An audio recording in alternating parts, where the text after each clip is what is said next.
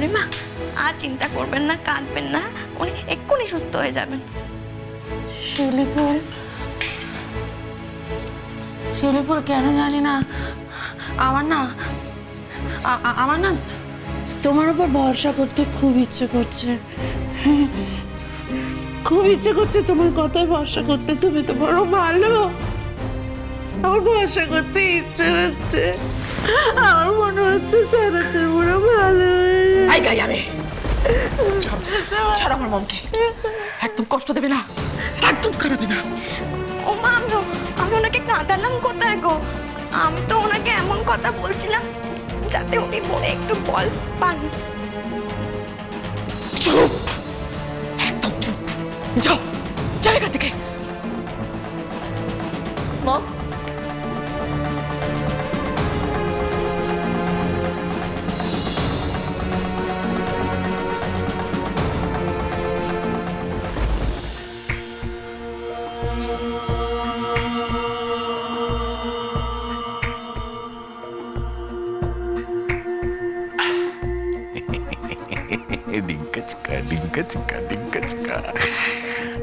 আমার বোকা শাশুড়িটাকে পট্টি পরিয়ে ব্ল্যাঙ্ক চেকে সই করিয়ে আমি তো ব্যাংক থেকে লক্ষ লক্ষ টাকা তুলে এনেছি।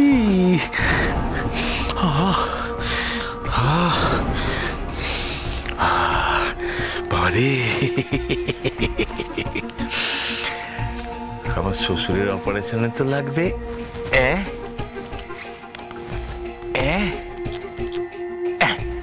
যথেষ্ট। বাকি টাকা 2, 3, 4, 5, 6, 7, 8, 9, 10, 11, 12। বাকি সব টাকা তো আমার, আমি তামাদি করে দেবো। না, বেশি দেরি করা যাবে না, মালগুলোকে সালটে ফেলি।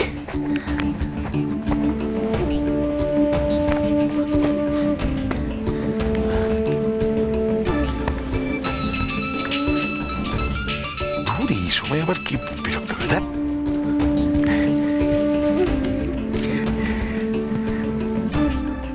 এই না, this is not a safe place. এটা একেবারেই নিরাপদ স্থান নয় অম্বিকেশ। এমন জায়গায় লুকাতে হবে যাতে তোমার বোকা নেকা বউটাও হদিস না পায়। দেখি তো,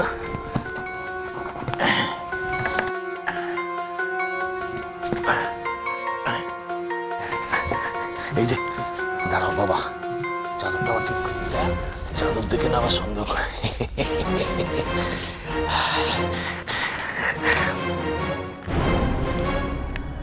শ্বশুর মশাইয়ের অপারেশনের টাকা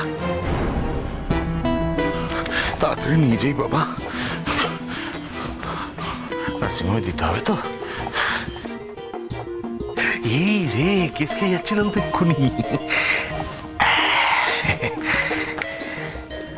না আর নেই, এটা তো এখানে রাখতেই পারি। ব্যাস, এবার যাই। ডিঙ্কা চিকা ডিঙ্কা চিকা ডিঙ্ক।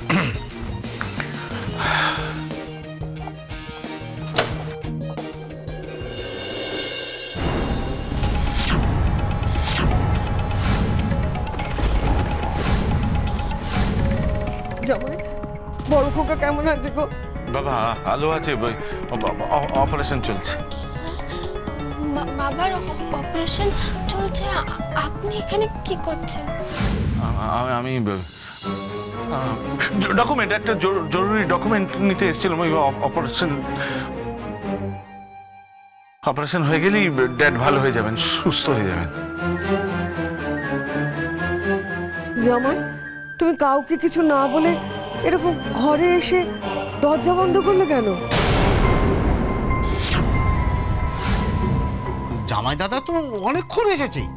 হ্যাঁ, আমি এক ঝলক দেখলাম জামাই দাদা মনে হলো ঘরে আসতে।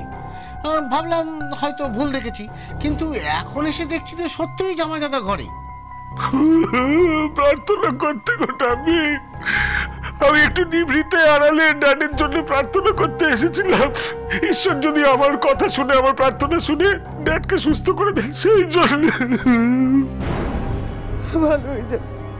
তোমার মতো ভালো মানুষ জামাই ঠাকুরের কাছে প্রার্থনা করলে আমার বড় খোকা ভালো হয়ে যাবে, ভালো হয়ে যাবে বড় খোকা। হ্যাঁ ঠাম্মি।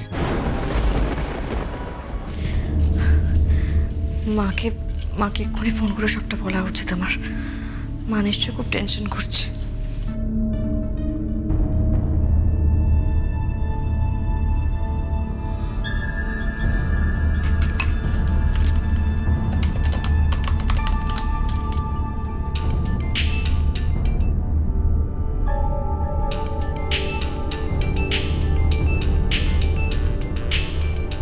অচেনা নাম্বার থেকে ফোনটা তুলবো না। পল্লবী ফোন করেনি তো? কি করবো এখন? ধরবো, তাহলে ফোনটা ধরি। হ্যালো মা। উফ, শিমু তুই?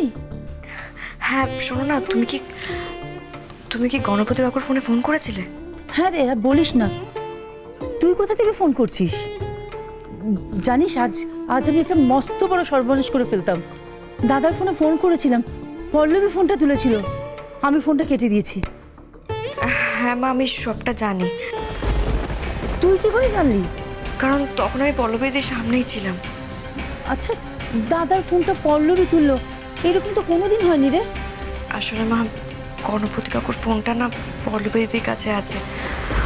আসলে আমাদের বাড়িতে আজকে একটা বিপদ ঘটে গেছে মা। কি হয়েছে?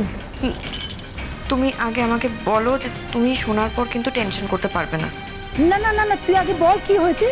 আসলে মা আজকে গণপতি কাকুর হার্ট অ্যাটাক করেছে। কি? হ্যাঁ মা, এখন নার্সিংহোমে আছে। কি বলছিস তুই? আর এখন অপারেশন চলছে। আমি জানতাম এরকম কিছু একটা হবে। এত দুশ্চিন্তা একটা মানুষ সহ্য করতে পারে? আমি এক্ষুনি দাদার কাছে যাব। মা এখন এটা সম্ভব না, তুমি একটু ধৈর্য ধরো। শিবু এখনো সময় আছে, সবাইকে সত্যি কথাটা বলে দে, নইলে কিন্তু আরো বড় সমস্যা হবে, আরো বড় বিপদ হবে। চাই মা সব সত্যিটা বলে দিতে, আমি আর পারছি না, বিশ্বাস করো। আমি আর এই অভিনয়টা কন্টিনিউ করতে পারছি না, আর মিথ্যে বলতে পারছি না। আমি ভেবেছি সব সত্যি বলে দেবো মা। গণপতি কাকু একটু সুস্থ হয়ে উঠুক, অন্তত জ্ঞানটা ফিরুক। দেরি করিস না রে মা, দেরি করিস না। আমি আর লুকোচুরি খেলতে পারছি না, বিশ্বাস করো। আমি সত্যি আর পারছি না। আমি এভাবে দিনের পর দিন মিথ্যে কথা বলে থাকতে পারছি না মা।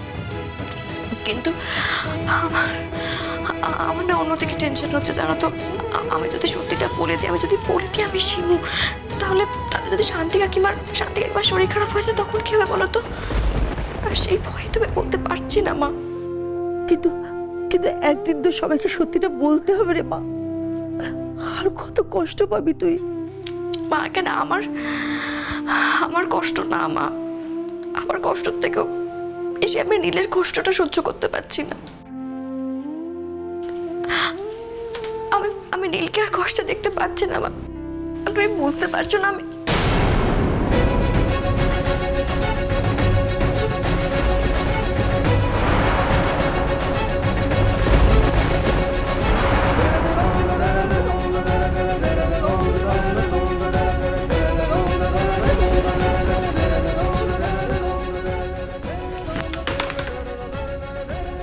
কি হলো?